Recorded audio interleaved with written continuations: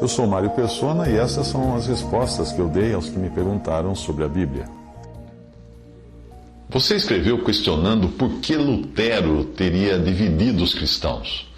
Bem, é melhor você vai ter que perguntar isso para Lutero, porque eu não sou luterano. Talvez você tenha perguntado para um luterano. Eu não sou luterano, eu não pertenço a nenhuma denominação protestante, luterana, católica, ou seja lá qual for. Eu sou convertido a Cristo. Desde 1978, quando eu escutei o Evangelho claro da graça de Deus, e sem eu saber para onde ir, porque a pessoa que pregou o Evangelho para mim não falou de igreja nenhuma, só falou de Cristo e do perdão dos pecados, da obra na cruz, da ressurreição. Como eu me converti daí em casa, eu não sabia onde ir, daí eu peguei e comecei a ir à missa, porque eu nunca tinha entrado numa igreja evangélica, a não ser num casamento, eu nem sabia o que eles faziam lá dentro. E aí eu passei a ir à missa todo domingo, porque eu tinha sido criado no catolicismo, não é?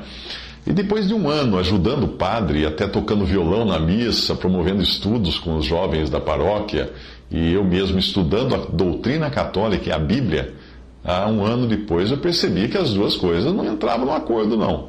Ou era a Bíblia ou era a doutrina católica. Aí eu preferi ficar com o que eu encontrava na Bíblia, ao invés de seguir uma tradição que tem 2000 anos de erros, barbaridades das mais tremendas. Eu saí do catolicismo e aí eu passei a me congregar com outros irmãos em Cristo, sem qualquer denominação, sem templo, sem um líder, sem um clero, sem uma sede mundial, sem nada. Congregados somente ao nome do Senhor Jesus, reconhecendo como igreja todos os que em todo lugar creem no Senhor Jesus Cristo como Salvador. Até mesmo aqueles que estão espalhados pelo protestantismo e pelo catolicismo, porque tem muitos salvos nos sistemas cristãos, nas denominações. Mas eu e os irmãos com os quais eu congrego, nós entendemos que devemos ficar fora de tudo isso. Fora de todos os sistemas que os homens criaram, porque Deus não criou nenhum sistema desse. A intenção de Lutero, que eu acredito, segundo os livros de história, não era dividir os cristãos, mas a intenção dele era apontar os abusos que eram cometidos pela Igreja de Roma e pelo Papa. Quais? Venda de indulgências, por exemplo, venda de perdão de pecados, todo mundo sabe disso. Naquela época não existia qualquer ideia de mais de uma igreja. Lutero não pensava em criar uma igreja. O que ele estava fazendo tinha a ver com a única igreja que ele conhecia, que era o conjunto de todos os que creem em Cristo. Os desdobramentos daquilo tudo, inclusive a perseguição que Lutero sofreu pela igreja, da parte da igreja de Roma, é que acabou depois criando muitas das divisões que hoje você encontra entre os cristãos. Mas não era essa a intenção de Lutero. Lutero não criou a igreja luterana. De qualquer modo, ele queria mesmo seguir o que diz a palavra de Deus. E aí, qualquer um que queira seguir o que diz a palavra de Deus tem que obedecer 2 Timóteo 2, 19 e 22, que fala da separação, de apartar-se do mal, de apartar-se da iniquidade. Ali diz, todavia, o fundamento de Deus fica firme, tendo esse selo: o Senhor conhece os que são seus. Ou seja, Ele que sabe quem está salvo e quem não está, só o Senhor. E qualquer que profere o nome de Cristo aparte-se da iniquidade. Esse é o lado da responsabilidade do homem, de cada cristão, apartar-se da iniquidade. Ele continua falando da cristandade numa grande casa, não somente a vasos de ouro e de prata, mas também de pau e de barro, uns para honra, outros, porém, para desonra, de sorte que se alguém se purificar destas coisas, será vaso para honra, santificado, ou seja, separado, e idôneo para uso do Senhor e preparado para toda boa obra. E ele fala depois de fugir das paixões da mocidade, seguir a justiça, a fé, o amor e a paz, com os que, com o coração puro, invocam o Senhor. O cristão que deseja ser fiel a Deus tem o dever de apartar-se, sim, tem o dever de separar-se da iniquidade, seja lá a forma como ela se apresente. Se nós pensarmos em como o Senhor Jesus, nos evangelhos, era tão dócil e amigo dos pecadores morais, e por outro lado ele era extremamente severo e de chicote na mão quando o assunto era pecado religioso ou pecado doutrinário, aí nós vemos que toda iniquidade cometida em nome de Deus tem um grau muito maior de gravidade para Deus, porque envolve o seu nome. Você então sugeriu que eu assistisse um vídeo chamado Bem-vindos à Igreja Católica. Eu assisti o vídeo que fala dos grandes feitos dessa organização com um tom até de propaganda de seguradora. Foi a impressão que eu tive quando eu vi. O vídeo diz que a Igreja Católica é a maior organização de caridade do mundo, é mantenedora de hospitais, de creches, de instituições científicas, criadora de universidades, etc. Acredito que realmente seja. Se você estudar um pouco de história, porém, você verá o custo disso. A que custo essa organização foi construída? Eu vou citar algumas coisas que diz no vídeo e comentar. Uma frase que eles dizem, abre aspas, somos ricos e pobres, fecha aspas. Sim, a Igreja Católica é hoje uma das organizações mais ricas do mundo, se não for a mais rica. E ela tem participação em segmentos diversos de negócios. O tesouro que ela possui, graças às doações de fiéis nos últimos 2000 anos, é incalculável. A cidade do Rio de Janeiro é até hoje território da Santa Sé. Muita gente não sabe disso. Se você comprar ou vender algum imóvel na cidade de São Sebastião do Rio de Janeiro, vai precisar recolher uma taxa à Igreja Católica, porque ela tem os direitos sobre o território da cidade do Rio de Janeiro. Ela nunca deixou de ter os direitos. É algo parecido com a taxa que você paga para a Marinha quando você compra alguma propriedade na praia e também na faixa litorânea da praia, né, que pertence à Marinha, e também quando você vai explorar o subsolo, que pertence à União. Você compra um terreno, o que tiver debaixo do terreno é da União, do país. Quanto aos pobres, né, que a igreja diz que tem os pobres, realmente os países colonizados por católicos são hoje os mais pobres, e são mais pobres do que os que foram colonizados pelos protestantes, porque a censura ao trabalho e a riqueza, né, ideias tipicamente católicas, gerou um grande atraso nesses países. No Brasil colonial, para você ter uma ideia, durante muitos anos foi proibido publicar qualquer coisa. E aí, inclusive, é proibido a imprensa no Brasil. Só quando veio Dom João VI para cá é que ele trouxe a imprensa, mas ainda assim limitada à aprovação da coroa, do governo da época, né, e também da Igreja Católica. Tinha que ter, qualquer livro tinha que ser aprovado pela Igreja Católica. Os livros estrangeiros que eram introduzidos por contrabando no Brasil eram confiscados e queimados, e os que eram pegos fazendo isso eram presos. Uma outra frase diz assim, nós somos pecadores e santos, fecha aspas. A noção de santo no catolicismo nada tem a ver com o que nós encontramos na palavra de Deus. Todos são pecadores, todo ser humano é pecador. Porém, os pecadores que se convertem a Cristo são todos santos, sem exceção, porque eles foram santificados por Deus.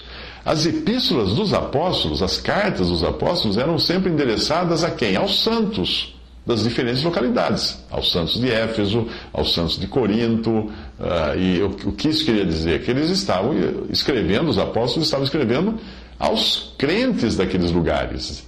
Eles não estavam escrevendo a mortos canonizados, não.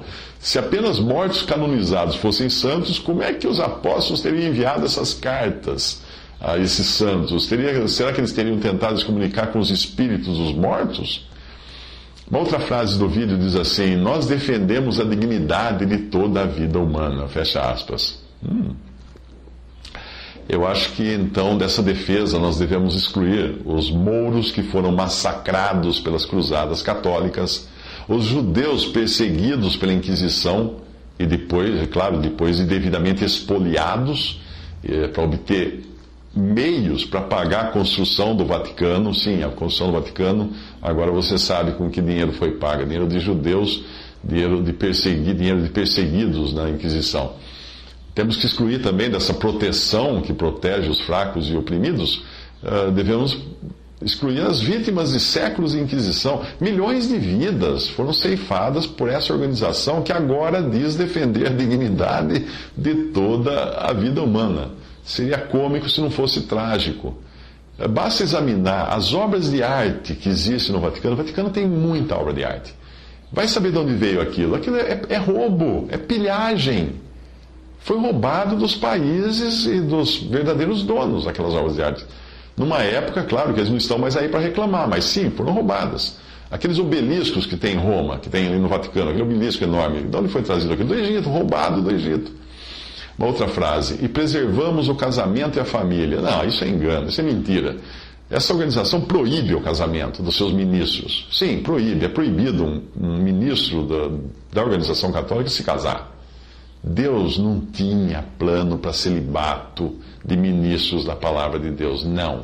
Pelo contrário, em 1 Timóteo, o apóstolo Paulo revela que o Espírito expressamente diz que nos últimos tempos apostatarão alguns da fé, dando ouvidos a espíritos enganadores e doutrinas de demônios, pela hipocrisia de homens que falam mentiras, tendo cauterizado a sua própria consciência, proibindo o casamento e ordenando a abstinência dos alimentos que Deus criou para os fiéis e para os que reconhecem a verdade, a fim de usarem deles com ações de graças. Eu fui católico tempo suficiente para saber que o sistema católico proíbe sim o casamento dos seus ministros. E não somente isso, mas proíbe também alimentos, determinados alimentos em determinadas datas. Você nunca ouviu falar em Sexta-feira Santa, que é proibido comer carne, só deve comer peixe?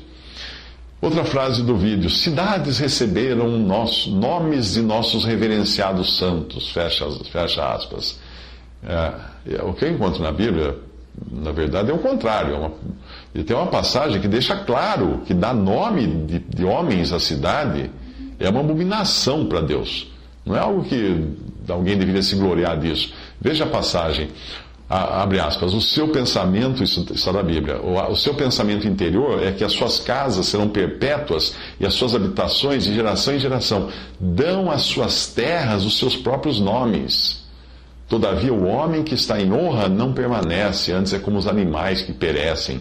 Este caminho deles é a sua loucura, contudo, a sua posteridade aprova suas palavras. Fecha aspas, aí é Salmo 49, de 11 a 13. Deus condena, dá nomes de pessoas às terras e cidades. Uma outra frase que vem no vídeo diz assim, abre aspas, compilamos a Bíblia, fecha aspas.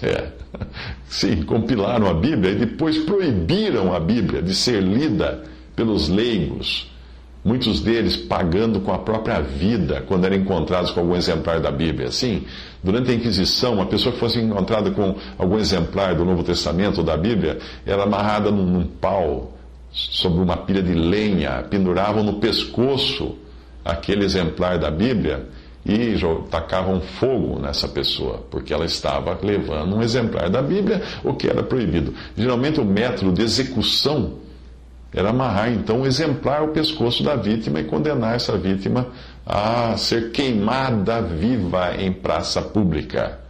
É essa mesma organização que agora fala, compilamos a Bíblia. Abre aspas, outra frase do vídeo. Somos transformados pelas Sagradas Escrituras e pela sagrada tradição que nos tem guiado firmemente por 2000 anos. Veja bem, fecha aspas. Ao colocar a tradição como voto de Minerva, não sei se você sabe, mas a Igreja Católica não tem a Bíblia como o fundamento da doutrina. Tem a Bíblia e a tradição. E se a Bíblia estiver diferente da tradição, fica valendo a tradição. Portanto, a tradição católica é o voto de Minerva em qualquer questão. O catolicismo romano, ao fazer isso, ele efetivamente anula qualquer autoridade das Sagradas Escrituras. Como faziam os judeus no tempo de Jesus. Lembra dessa passagem? Quando o Senhor Jesus fala para ele, assim invalidastes pela vossa tradição o mandamento de Deus. Em Mateus 15:6. O Senhor condenou os judeus por fazerem justamente isso. Invalidavam a palavra de Deus pela tradição deles. Mais uma frase, abre aspas. Por mais de 2000 anos nós tivemos uma linha ininterrupta de pastores guiando a Igreja Católica. Fecha aspas. É mentira. Não é verdade isso. Basta você acessar a New Catholic Encyclopedia, que é uma enciclopédia católica, e ali diz o seguinte, abre aspas, mas deve ser francamente admitido que as ideias preconcebidas ou distorções nas fontes tornam impossível determinar, em alguns casos, se os que se diziam ser papas eram papas ou antipapas, fecha aspas. Isso tirado de uma enciclopédia católica. A razão disso é que muitos papas ocuparam o trono lá de Roma mediante guerras, golpes, assassinatos ou por indicação política de nobres e reis. Basta você estudar a história para ver isso. Mas voltando à sua pergunta inicial, você expressou assim: por que Lutero foi dividir os cristãos, hein, meu amigo? Fecha aspas, foi assim que você colocou. Bem, eu visitei uma cidadezinha no sul da Itália, chamada hoje de Guardia Piemontese. E lá eu descobri que no dia 5 de junho de 1561, cerca de 2.000 cristãos, homens, mulheres e crianças, que decidiram seguir o que estava na Bíblia, foram literalmente divididos pelos soldados do Papa. Sim, você fala que Lutero foi dividir os cristãos. Eu visitei essa cidadezinha onde cerca de 2 a 3 mil cristãos foram literalmente divididos, não por Lutero, pelo Papa. Sim, divididos, o corpo para um lado e a cabeça para o outro. Sim, eles foram decapitados. Você entra na cidade pela Porta del Sangue, não sei se é assim que pronuncia, mas tem essa placa, Porta do Sangue, tem uma placa na porta da cidade. Até hoje ela é chamada assim, essa porta, por causa da carnificina que foi promovida pelo Papa, pelos soldados do Papa, que o Papa enviou os soldados para lá, para matar todos os habitantes da cidade. Nessas fotos que eu vou colocar agora, eu tirei no local as fotos.